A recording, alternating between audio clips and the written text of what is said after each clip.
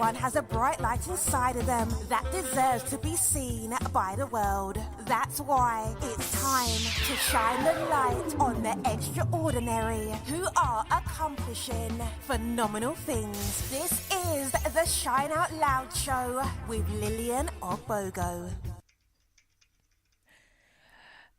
Good evening, good afternoon, good morning, wherever in the world you are. This is another episode of the Shine Out Loud Show with me, Lillian Obogo, and we are talking about health, our sexual knowledge, our sexual awareness. We're talking about how to increase our health awareness in the Black community, and we're doing it with the most incredible woman. She is a pharmacist by trade. She is an author, a podcaster, and a creator of an NGO. Oh my God, this woman is so incredibly busy. I am tired just reading off the amount of stuff this woman gets through in a day. Join me as we welcome F.E Adeniji to the show. Hi, Funke. Hi, Lillian. Thanks for having me. You are so welcome. You're so welcome. I am so glad to get you on the show. So let's start and open the floor. You are many things to many people. You are a pharmacist, but you're also an author. What is the book? The book is called Truth About Health Exposed, which, as the name suggests, is all about health. And when I say all about health, I literally mean all about health. It's not a book that's just about food or exercise. It is literally all about health kind of thing. It's like a starting point, I would say, because I've tried to tailor it to a wide audience rather than a health fanatic, so to speak. Okay. So it's about our health. It's about really the awareness that we need to be making within our community about our health. And what I like about this is that you're looking at it not just from one angle, you're covering everything.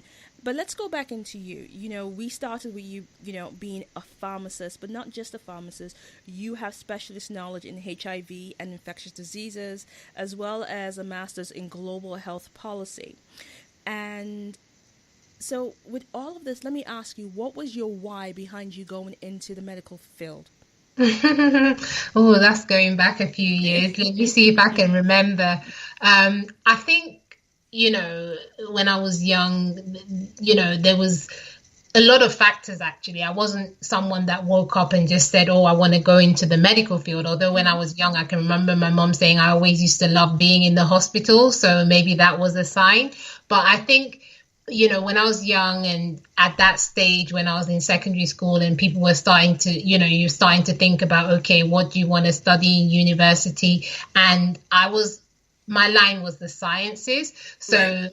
Normally, if you're from like an African background or Nigerian background in sciences, people start to say engineering, medicine, pharmacy. And one of my uncles was like, forget about medicine. You won't make much money. That he knows pharmacists and they just rake in money, and he knows some, because you can sell drugs, you can do so much. And this was one of my favorite uncles. So I kind of listened to him and he kind of sowed the seed. But that wasn't when I made my decision. I think when I was doing my A-levels and I started to do some proper research into, okay, what do I like? And I realized that I really loved chemistry at the time. And, I didn't really like biology that much. So I thought, okay, medicine probably isn't for me, but I like chemistry and, and I looked into pharmacy and I thought, when I started to realize that, what I could do with it, where I could work. And I did like a summer placement in Boots at the time. Okay. And that kind of got my interest. And I was like, okay, I think this is for me and it's flexible. And, obviously at that point in time, I was just thinking about doing a regular job. I didn't realize that A, I would go into the hospital sector, or B, I would do a master's in global health. But that's kind of how I got into the field. Okay, so you kind of took an advice from an uncle. You went the long way around, but you found yourself here. So as this multi-talented woman, where do you find the time to fit it all in? And what's your key technique to managing it all? Well, I mean, it's challenging, but I think because from from when I was in my late teens and I took up basketball and, I played for my university team at the time, it does involve a bit of commitment in terms of travel, in terms of everything else. And I think I've always had to juggle things. So I've learned how to be disciplined with my time. So that's one.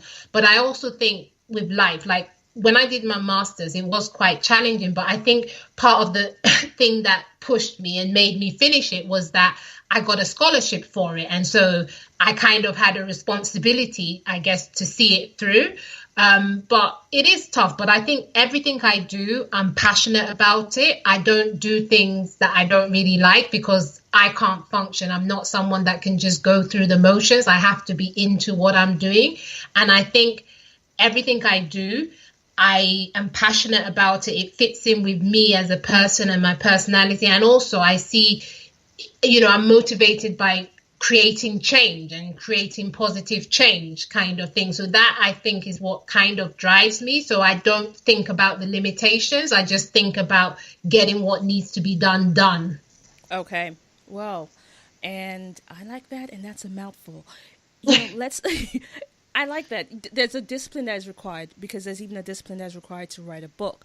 There's a discipline that's required to coach, become a qualified basketball coach, let alone a player, an athlete. So I like the fact that your key factor is discipline and you're driven to make a change. Now, let's jump into the book. We're talking about the book you wrote that is just out. And one of the key factors about this book is talking about awareness of how we, and when I say we, I'm talking about the Black community, whether it's Afro-Caribbean or African, and we're looking at the choices we're making when it comes to our health, how we are functioning when it comes to our health, and the questions that we're not asking. So what drove you? What drove you to say, I want to communicate this, I want to share this, to figure out why we are not making our health our number one priority? So I think probably that started from, like you said, my specialist background, although I sort of cover a wide breadth of activity, but my specialist background was HIV, infectious disease. And I think through that, because obviously the African population are sort of one of the high risk groups for that. And I think through that, I learned a lot about us as a people, our attitude towards health and some of our beliefs. And I think, there was a lot of things that kind of joined together to put me on this path. But I think that was one of it, because I think I've had a few different patients, but I had this one particular patient who just would not engage because she was like, no, I'm not going to take the medicines. In fact, get out of my room because I don't believe what you're telling me. I don't believe what the doctors are telling me is in my blood. But I was like, but you're taking the iron tablets. Say, well, that's different. But the HIV drugs, etc. And it was like, she just wouldn't engage. And then things got so bad, and she was saying, her faith would see her through. Right. And I've seen that in not just that, even with diabetics, with a lot of different things. So I think that's one of it in terms of like the religion, the culture. But I think it's just also, our culture, and it's like combining our culture with the Western lifestyle as well. And all that added together, I think, there are other reasons. So there's like, social reasons, like we can go into inequalities, we can go into like the money aspect, poverty and literacy, and all those do factor in. But I think a lot of it has to do with where we're coming from and our culture and what we're teaching our children and what we're interested in. Like sometimes we're more interested in having a good time. Not that there's anything wrong in that. As opposed to our health. So it's a multitude of reasons. And, I hope that the book will definitely make a difference, but I know that it's not the only answer and there's still a lot more that needs to be done. Okay. Now, I actually agree. It's a multi-layered issue. But do you find that there seems to be a distrust of the medical community by the African and Afro-Caribbean community of the medicine, of the drugs, of the actual practices? Do you find that there is a distrust there?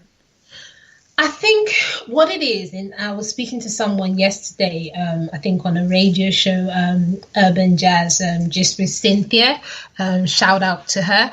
But I was speaking and I was saying that I think, you will hear a lot of times in the media, the TV, etc., that if you're Black, you're at high risk of hypertension, you're at high risk of diabetes and so many other diseases. And if you work in policy or you work in health, you'll probably go a little bit deeper and understand why. But a lot of the time, I feel the conversation stops there. And I think that the conversation should start there, not stop there, because it's like we need to say, okay, if you're saying this, then why is that? Why aren't we going deeper to deal with the issues? And I think when you talk of religion, for example, for most Black people, and not just Black people, ethnic minorities as a whole, so even Asians, and, you know, religion is such an integral part of our culture. And that's not a bad thing in a sense, but like with everything, there's a good and a bad side, and it's getting that fine balance. And that's why, like in the book, I devoted a whole chapter to religion and culture, because I feel it's such an important driver of our health behaviors within communities. And like a lot of times the church preaches hope and motivates people, which is great. But the problem is like, you know, you have someone come with cancer, for example, and like, God's going to do it, you're going to get healing, etc. But it's like with anything else. If you don't sow the right seeds, you're not going to reap, you know, the right benefits. So if you don't do what you're supposed to do, you're not going to be healed. You're not going to be healthy. We have a responsibility to take care of ourselves. You know, and that's actually quite true and very, very on topic, because there's a lot of that conversation. I don't know if you happen to see this video that went viral, you know, a few months ago, where there's a woman who is clearly overweight at some kind of church revival, and the pastor is trying to pray away her fat. And yes, I saw that video. And I watched the video in disgust. I watched the video, you know, just really perturbed at the fact that she was being taken advantage in this way, instead of being given the right advice that she needs to get. She needs to be doing different options, or doing something, that just praying is not enough. So when we are looking at religion, and I personally have heard of cases where people have, you know, literally let themselves die rather than get blood transfusion because they're of one faith or another. What can we do, you know, individually as a community, to stop making different choices? So I think for me, and when I was writing this book, and because of that chapter I wrote, I took it upon myself to speak to a few pastors. There were some pastors that turned me down point blank, saying they were too busy, which, you know, I guess is, you know, I can't argue with that, but which I guess I was a bit sad, because I felt like they could have brought something special to the show. But there were some pastors that did engage me, and some of them were quite honest and admitted that this is a problem within our community. They do know of churches that have certain beliefs and instill those beliefs in their congregation. But on the other hand, and some of these pastors said they believe that you can combine the two, you know, so you pray about your health, but at the same time, you listen to the people that know. And some of them do try to get people in to speak to their congregation. I think there needs to be a lot more of that. I think what you have is, you know, and I saw that video, and like you, it was just like, my God, you know, and I think like in every walk of life, you have, there are some churches that I think even the pastors need educating a bit on it, because I think what happens sometimes is that sometimes the pastors are, you know, as a pastor, you preach about God, you preach about hope. And I think maybe some of them, and this is just me thinking, I can't say for a fact, but I think maybe some of them don't necessarily feel equipped to address health kind of thing, and, you know, to address it in a way that doesn't undermine, you know, preaching faith and telling people to believe in, you know, miracles, or to believe, not to believe the doctor's report and things like that. And so I do understand and appreciate that it is a bit hard in that respect, but that's why I think they don't have to do it alone. I think more engagement and getting people to speak to people. And when I say people, it's not just a question of getting, like you said, the medical field, etc., because there is a bit of mistrust. There is a bit of, well, you don't look like me. How do you know? You know, you don't understand my culture. So all you're doing is talking. But getting people that maybe can relate to these people, to speak to these people, maybe things like that will definitely help move things forward. Yeah, I think I think that's the thing. The more we start having these conversations and talk about our health, the more we say, well, our well-being is important. And yes, prayer is great and belief is great. But even if we equated that God gave these doctors the brain and the ability, so why are we refusing the help that is being given through that route as well? I mean, there is a need for more conversations. Now, I am not one to talk about religion because it's not my area and I can't speak on it, but I think more and more conversations, and like you said, it's a missed opportunities that pastors are not getting involved because they are supposed to be shepherding their congregation, and I think taking care of their well-being is important. Now, we're going to go into this, and we're looking at this conversation, and one of the top conversations for, if you Google this year alone, we're in the third month, but put in the word well-being and self-care. Those two words will come up everywhere. Mm-hmm. But yet, I believe, in my opinion, do you think that the well-being and self-care conversation is something that Black women and even Black men are ignoring at our own peril? I'm not sure I would say ignoring totally, because I do feel there are like a number of people that are trying to, because like you said, and it really depends on who you listen to or who you talk. But I think health, well-being are popular words right now. A lot of businesses are jumping on the bandwagon. And so I think a lot of people are conscious of the fact that they need to be healthy. But what I sense, and this is based on, like my professional experience as well as my personal experience from speaking to people, from listening to people, from watching people, and, I sense that there's a lot of people that don't really know how. I think, yes, there's a lot of information out there, but there's a lot of people that don't really know maybe how to personalize that information and how to put it into context. And that's fine because, if you're not necessarily a professional, you're not going to know everything about it. It's like asking me about accounts. There's a lot of stuff online. There's a lot of, I can probably get that 1 + 1 = 2. But if you ask me about anything else, I'm lost. And I think it's similar with health. You have a lot of things out there, a lot of people out there, but it's just putting it together into context and personalizing it is lacking for some people. And I think that's the challenge for a lot of people that want to be healthy, but probably don't know where to start. And like I said, that's partly why I wrote the book, because I felt like it would be a useful place for people to start their journey, because it's all about taking that one step. We're all at different places.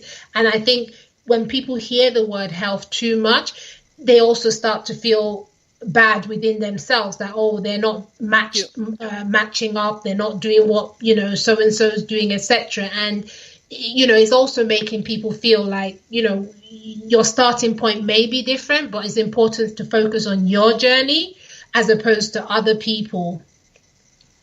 And I think that's actually sound advice. It really comes down to stay in your own lane and look after what's important for you, for your health, and start where you are. If it's something about, I would give myself less screen time. I would give myself a 5-minute walk from my desk. I would go and check what my vitals are, understand what my blood levels are. Those things can equate to self-care, because if you're not taking care of your number one priority, which is your health, then then you have really nothing else. Yeah. So, and let's move on, because we touched on it, because your specialist field is HIV and infectious diseases. Why is the idea of getting sexual health testing still a big taboo in our community? It's not just that. There's quite a few things that are stigmas, and I think, and I do think in a way, and this may sound a bit controversial, but I have said this amongst some of my colleagues sometimes. I think within the profession, we're almost a little bit guilty of allowing, sexual health, especially HIV, to be a stigma, because we sensationalize it in a way when we talk about it, etc. And so people see it as, this, scary thing. And I think people still have a lot of that misconception that, HIV means promiscuity, means you sleep around, etc. A lot of people don't necessarily get the fact that there's so many different ways that you can get it, and sometimes you can just be unlucky, like with life, which is why you need to know about it and know what to do. And also, I think a lot of people see it as a little bit of a death sentence. A lot of people don't know that, if you have HIV, you can still have a normal life. You can still go on to have children that are HIV negative. You can, live, almost as long as if you don't have HIV, because we've come such a long way in terms of the treatments that we have that are available compared to, like 30 years ago or so, when the disease was just starting to become known. So I think all those things is what makes it such a stigma. And it, again, the religion part comes into it, because it's associated with a wayward lifestyle. So, most churches and mosques or religious institutions don't condone. They believe in one-on-one for life, a lot of them, kind of thing. So, so then people can't admit openly that they have this. People can't talk about it openly because they're scared of how people will perceive them, and that all feeds into the stigma with it, kind of thing. So that's all part of it. But again, it's about awareness, it's about informing people, it's about speaking to people in a language and in a way that they understand, on their level, so to speak. I actually agree. And, while we're on the topic, with testing, what do you recommend, or what is the recommended, ideal number of tests to get a year? Let's start getting open. Go and get tested. Everyone should get tested. As an adult, go and get tested. Should you do it twice a year, once a year? What is the recommended ideal? So it very much depends on your personal situation, your lifestyle. If you're someone that maybe, has a lot of partners, or deals in, we call it casual sex. If you're someone that, jumps from one person to another, then you probably need to get tested a lot more frequently. Probably at the start of every new relationship is a good place to start.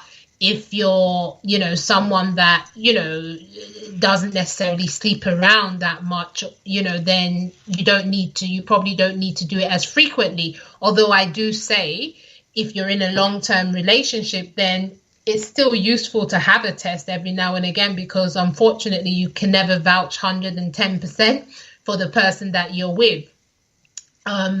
So it very much depends. And I did try to summarize it in the book, and be a little bit more specific, but it is very much dependent on your lifestyle and how you live your life, your sexual lifestyle, so to speak. So it's very much dependent if you're high risk, if you're someone that either, you have a drug habit, or you may not even have a drug habit, but you find yourself, because you're insulin dependent and you're having to use needles and injections consistently, you may not know where those needles have been if you're not getting fresh ones.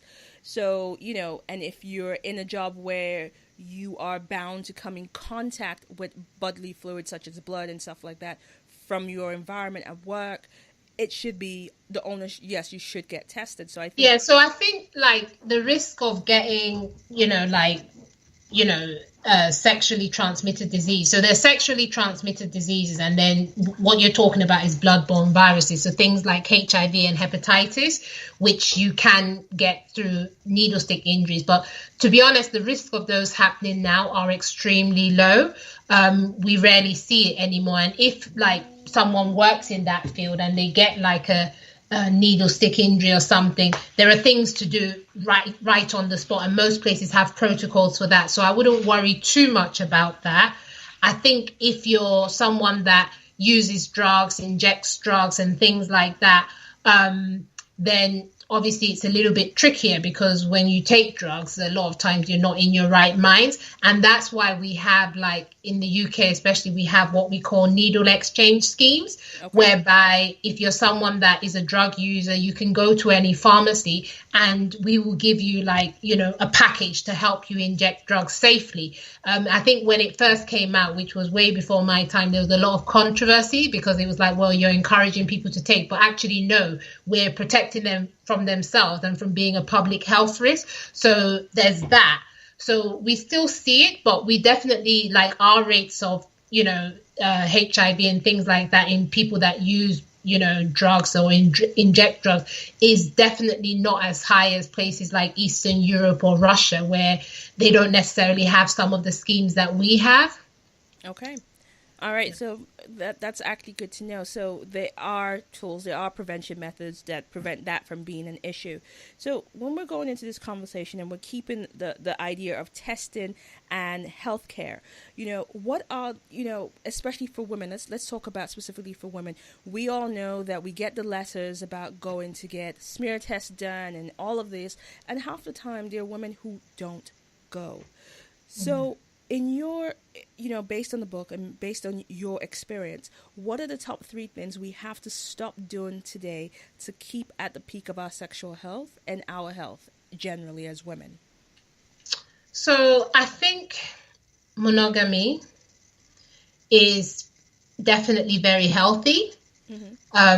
You know, when I say monogamy, you know, I mean having one sexual partner, being sexually active with one person, is definitely, you know, a good place to start. I know that in the real world, not everyone is like that for different reasons. And if you're someone that you know that you can't stay with one person, or you just like to, you know, be with different people, then it's also important for you to be honest with yourself, and it's important for you to protect yourself and the person that you're going with. And you can do that by using protection. So condom is still one of the best forms of protection, because, you know, the contraceptive pill will stop you from getting pregnant, but it won't prevent you from getting a sexually transmitted disease. Of course. So condoms are definitely, you know, top of the list if you indulge. I think as well, like I said, depending on, you know, your sexual habits and lifestyle, regular testing is also very good to keep on top of it. And like I said, it's about protecting yourself, but it's also about protecting, you know, the other person you're with, because like I say to people sometimes that, you know, have HIV, for example, is that you may already have HIV, but when we say use protection, it's not just because we're saying to protect the other person from getting it, but it's also to protect yourself, because you don't know, that person may have a different form of the virus. Right. That could be a problem if you know, get that virus, then, you know, whereas you may have a simpler form of the virus and, you know, been having your treatment, etc., you can then develop a more resistant form and your treatment doesn't work. So it's about protecting yourself. It's about protecting the other person. But those are some of the things you can do. So regular testing, using a condom, monogamy, if you can, is probably the best way to go. That's probably where I would start from. Okay, so those are great habits for us to start cultivating. But one of the questions I'm trying to ask is, you know, there are things that we've picked up in terms of old wife tales and you know, this is what we should do. Like growing up, you hear of your mothers or aunties douching and things like that. What are the things that we need to stop doing to also keep us sexually healthy? So, you know, I think in terms of habits that we need to start cultivating, what are the things that we need to stop doing to keep us healthy? So I think one of the things as well is risky sex. I think it's good to, you know, people like to have fun and be adventurous sometimes, but I think you have to be careful not to be too adventurous. You know, so things like anal sex, you know, the risk of getting something through anal sex is a lot higher than through sort of, you know, normal sexual intercourse. I think, like being up to date. You spoke about vaccinations before. Yes. I think being up to date with your vaccinations, if you're someone that's sexually active, is very important. So that's also important as well. And yeah, I think, it's not so much a question of a long list of do's and don'ts.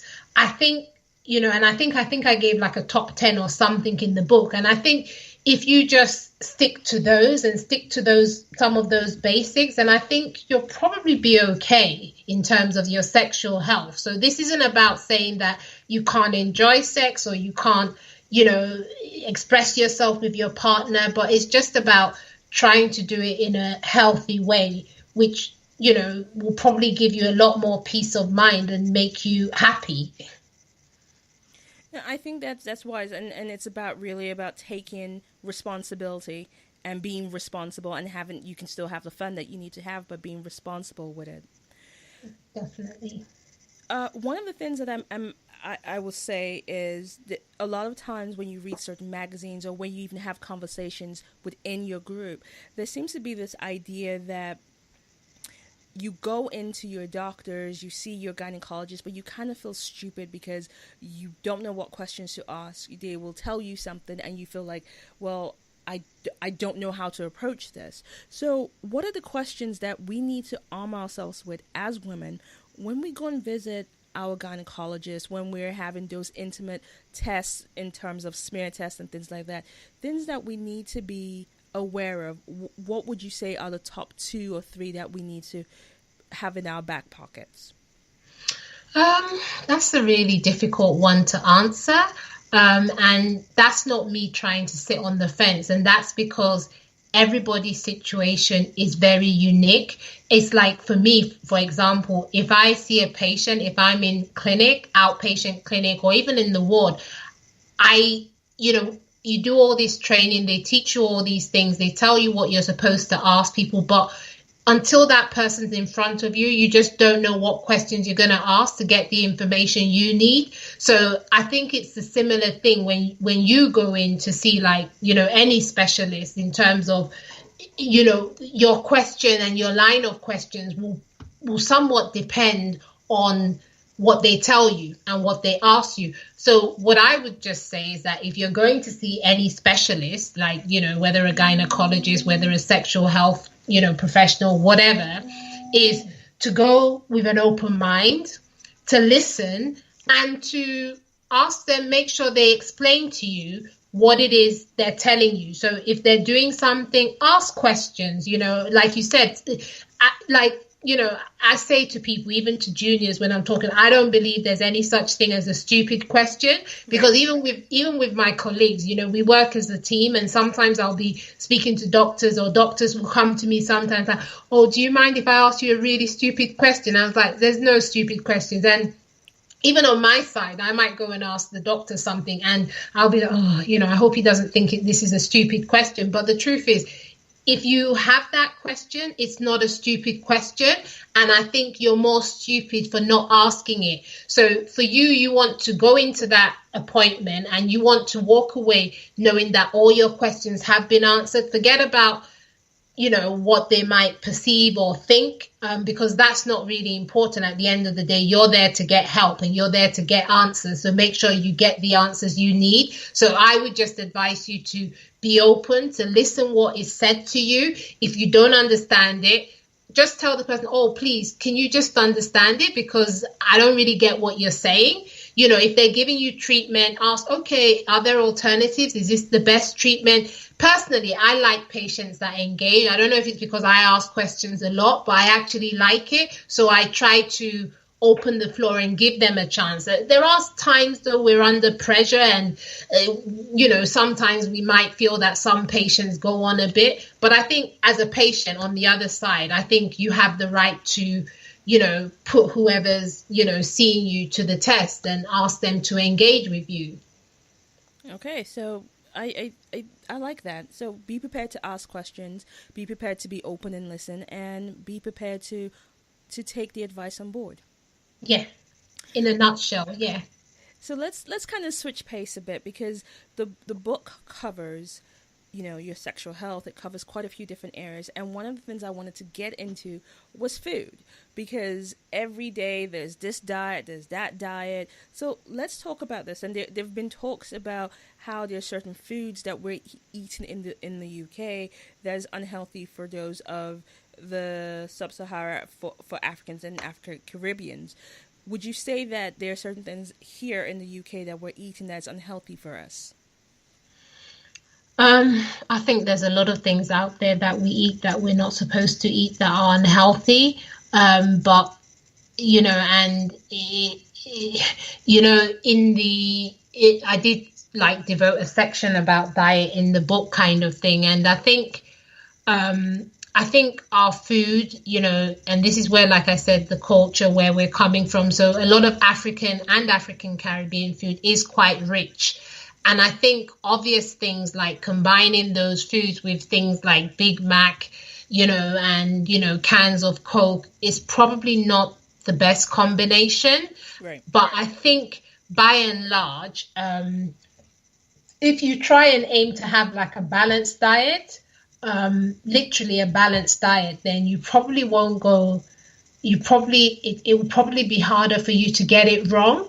And that's what I've tried to speak about in the book, when I talk about diet, it's not necessarily about banging on about things that you shouldn't eat. Don't eat chocolate, don't eat that, because I kind of feel like, then you make it harder for yourself, and you make it harder for people to eat healthy. Mm-hmm. If you keep on banging on about what they shouldn't do rather than what they should do. And I think what people should do is focus on having a balanced diet. And if you're someone that doesn't eat that, or doesn't know what that is, or doesn't eat that normally, then, or if you're someone that's got this habit where you have to have like 3 cans of Coke a day, then you're not going to change that overnight. So, don't try and too hard to change it overnight, because more often than not, you will struggle to maintain that change. It has to be a gradual thing. And even eating healthy has to be like a gradual thing. You have to work your way into it. But obviously it starts with knowing what a balanced diet is, and then working from there. And that's covered in depth in the book. Okay. So, when we talk about diet and the whole thing about eating and eating responsibly, there's a couple of questions about, you hear people talk about, well, you shouldn't eat after 4, you shouldn't eat after 5, you shouldn't eat after 7. From the book and from your perspective, what do you think is better for our metabolism in terms of when you should eat and what time you shouldn't eat? What's your opinion on that?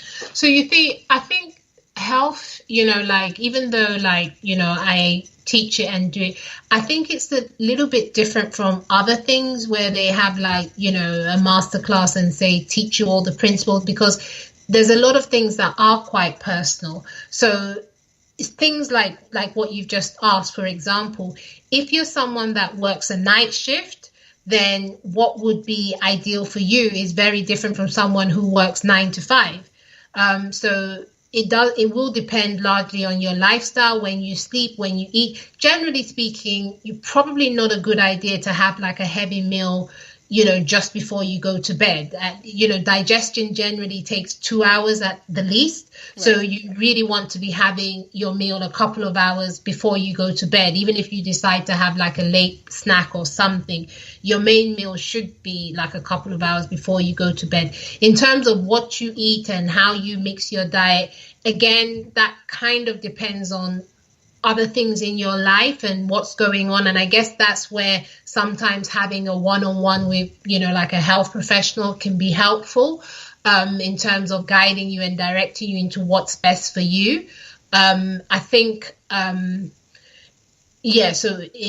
think in terms of timing, it depends, on your lifestyle, but just as a general basis, like I said, you really don't want to be eating too late. But like I said, what's important is that you can look at what you've eaten over the course of a day and say, yes, you've kind of had what you need to have.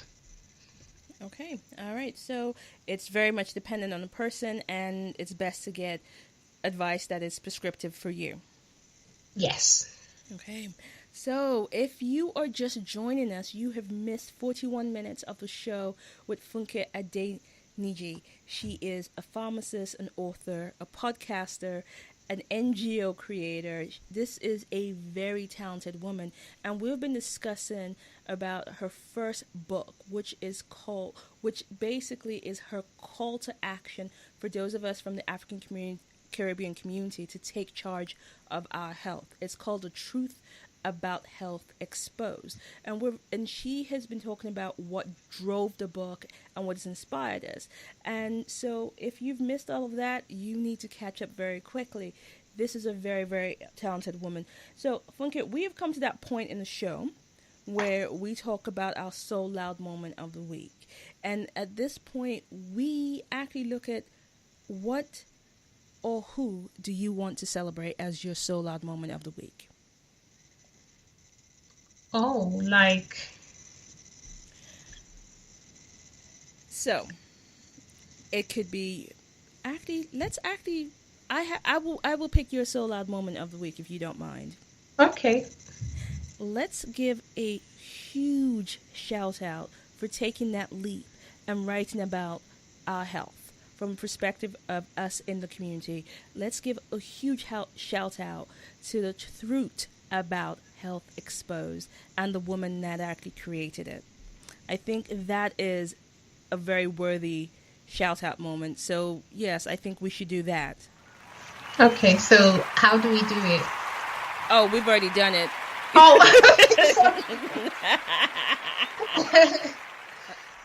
Thank you. No, I mean, you're welcome. You're really welcome, because I think that it's more of these conversations, whether written, spoken, or shared in any other form. We need to be having these difficult conversations. We need to be saying we need to be responsible for the life that we're leading and living, and our health is our responsibility. Mm-hmm. So, yes, I take my hat off to you. Thank you. So, I keep coming back to all the things that you do, and you are also a fellow podcaster. Yeah. You are a fellow podcaster, and you have a show called My Teacher. Is that what inspired the name, and what inspired you to create it?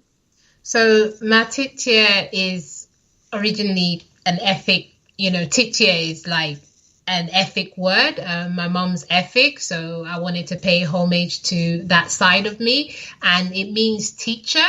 And I kind of thought of that name because I wanted to give it a unique name, but a lot of what I do at the moment involves teaching. So it seemed like a befitting name, like, female teacher. It sounds a bit better than just teacher. So that's how that came about. And whilst I was writing the book, I think I just started doing one or two podcasts, thinking like it might be good to complement the book. But when I did one or two and I gave it to some people to listen to, they really liked it. They were like, oh, I really like this, And I remember one of my cousins saying, I don't read books, maybe my sister reads books. I just go on YouTube for everything.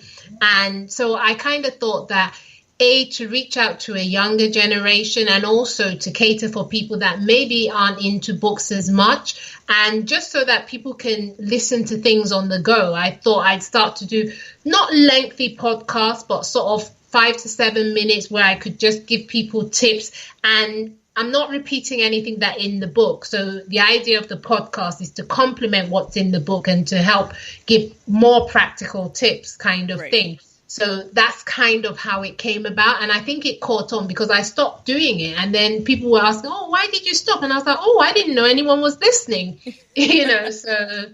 So yeah, we'll see how long that goes on for. Okay. And where can we find your podcast? So if you like my Facebook page or you follow me on Twitter, then you will get regular updates because I always post them on Facebook at True About Health, and my Twitter page, which is also at True About Health. But if you want to get past episodes of the podcast, everything's on my website, which is www.truthabouthealthexposed.com. Okay. And we can find all your past episodes. We can get, and find more information. I think I would, once I get offline, I'm going to go back to your website as well and listen to a few. Yeah, no, you do that because a lot of people, even I think there are people that don't listen to it when I send it out, and then they come back and say, "Oh, that was really helpful." So I like to feel at least it's helping a couple of people, if not everyone. Okay.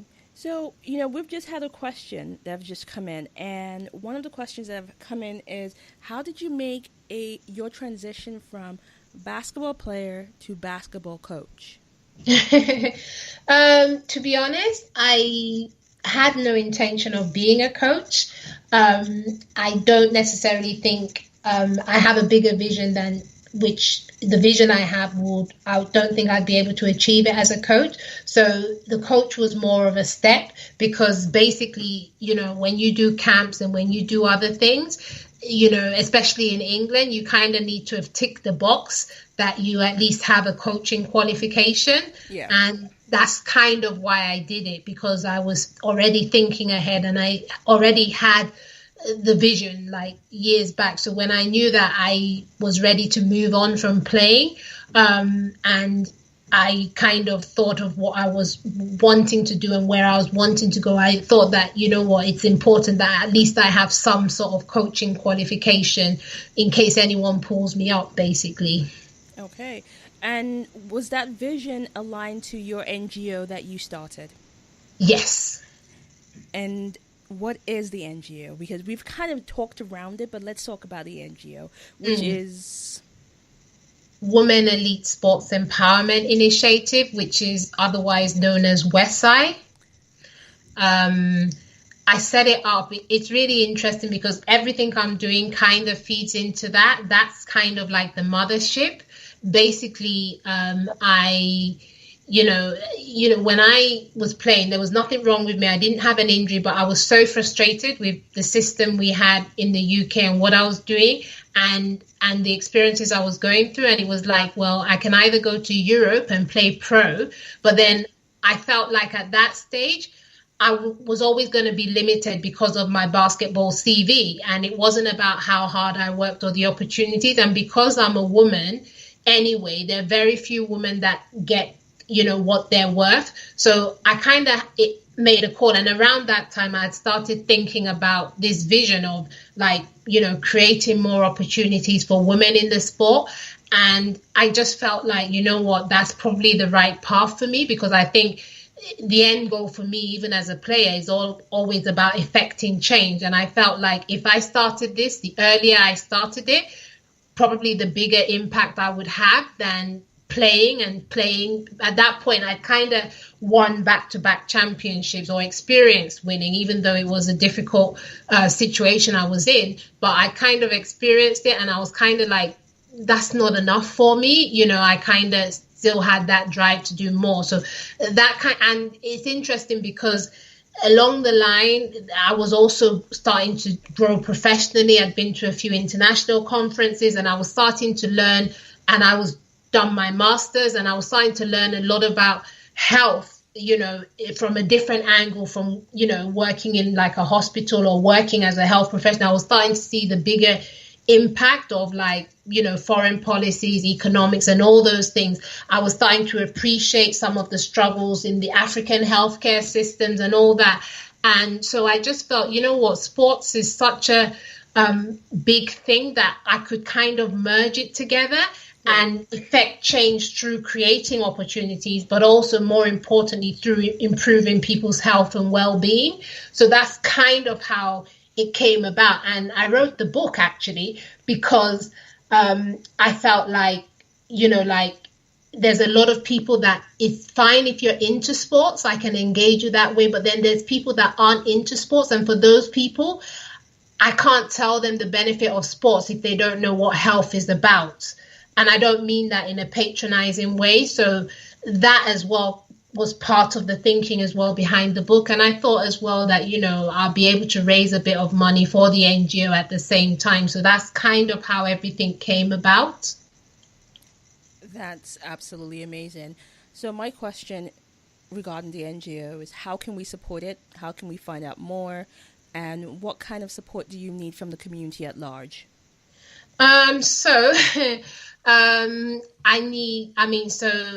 money is important, obviously. So if anyone wants to donate, I wouldn't say no.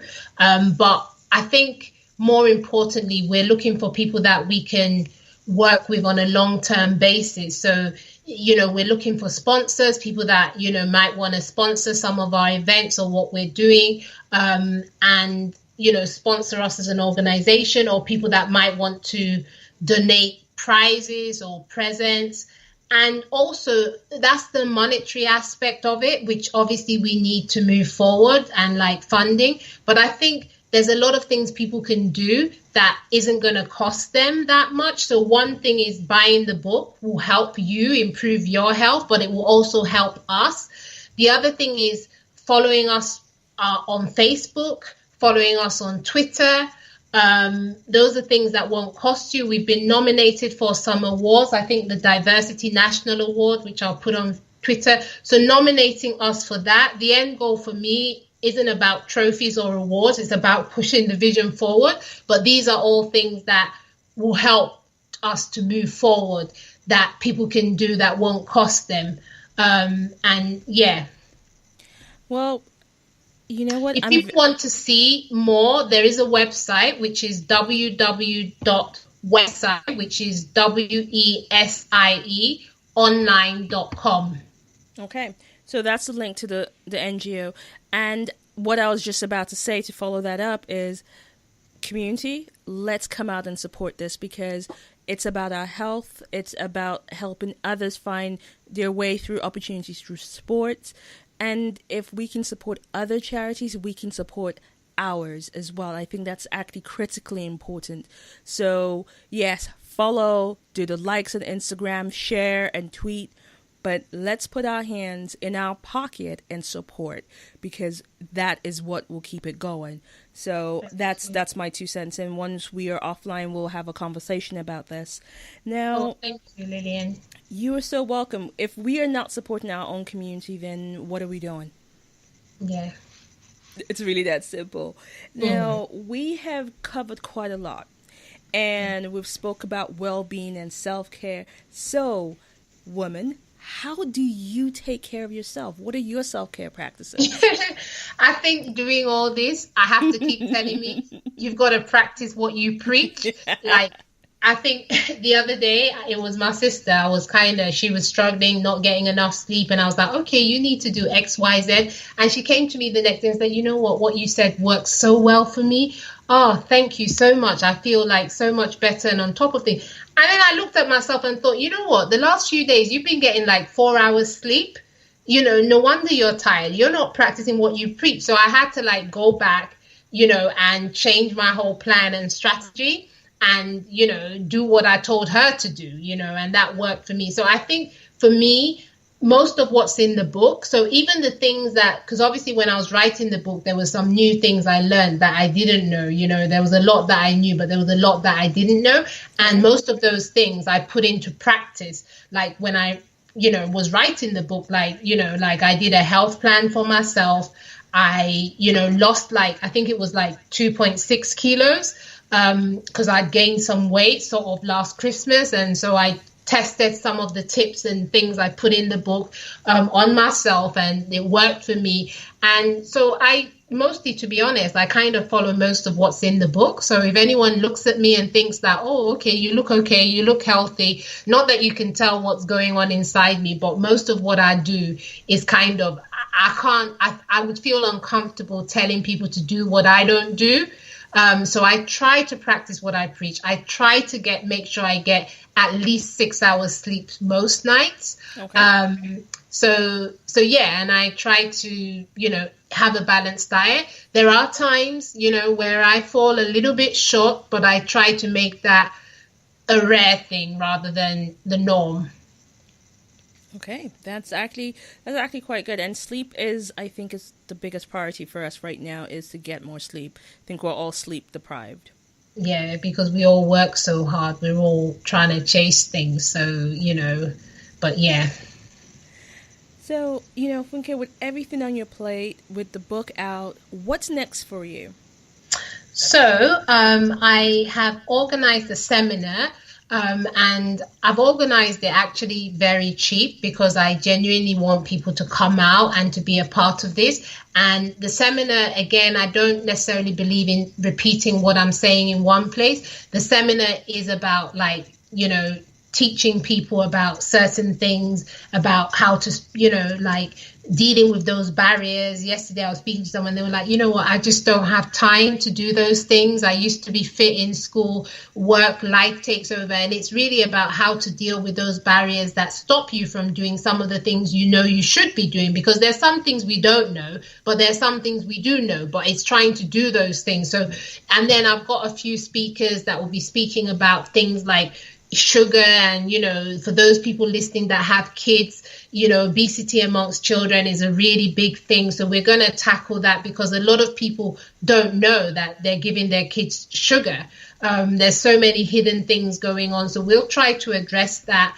And then for people living in the diaspora that have family abroad, we're going to try and give people tips on how to support the health and well-being of, friends and family that may be living in a different country, that don't necessarily have access to a free healthcare system like we do here. So, and it's early bird ticket, which is until the 18th, is just £10. The ticket itself is £15 after that. It's going to be in April next month, and that will include food. So I think it's a bargain, because I know I've paid a lot more to go to seminars than this. So that's another way of supporting us, because any money we raise from that will also go towards the vision. But more importantly, I really do want people to come and gain something from it. So it's not just a case of come and support us, it's also come and better improve your health and well-being. Okay, I'm actually blown away, because I don't know how you are managing to put on that event for that price point. And you said it's in April. When in April? The 14th on a Saturday. It's going to be from about 10 in the morning till about 3 in the afternoon. It's about 5 minutes away from Elephant and Castle. So, yeah. If you're listening, we'd love to see you there. Come and be a part of this journey. Okay, and after the show, we will share the information about the upcoming event as well. So, touch base on our website, on the Shine Out Loud show, on our Facebook page, and on our Twitter as well. You will find some information about the event. So I am so glad that we've had you on the show. We've had this conversation, and we keep mentioning the book. So tell us, where can we actually get the book? So you can get the book from amazon.co.uk, or you can get it direct from my publisher. And links for both the publisher, Trubada, and Amazon are on my website as well. So it's definitely worth having a look around my website, because all the information you need is on there in terms of how to order the book. Okay, that's great. And so, yes, get a copy of this book. It should be something that we all have and hold, and it will answer some of the questions. Get it for your loved ones, and let's share this conversation, and let's keep this conversation about our health going. I can't agree more with that. All right, so Funke, it's been an incredible honor, and I'm so grateful that you've been on the show, and thank you so much for sharing your time with us. Thank you for having me. It's been great speaking to you. I've really enjoyed speaking to you and getting the questions you ask, kind of thing. The questions, like I said, I think it's important to ask questions. Yes. So because I learn from the questions you ask as well. So yeah, thanks for having me. It's definitely been a good 1 hour. You are so welcome. So, folks, it's a wrap. It's that time again. So join us, same place, same time next week. You don't want to miss the upcoming shows. I'm Lily Nabogo, and this is the end of the show. You've been listening to the Shine Out Loud show. If you want to connect with us or let us know what you thought of today's show, be sure to follow us on Twitter @Shine Out Show.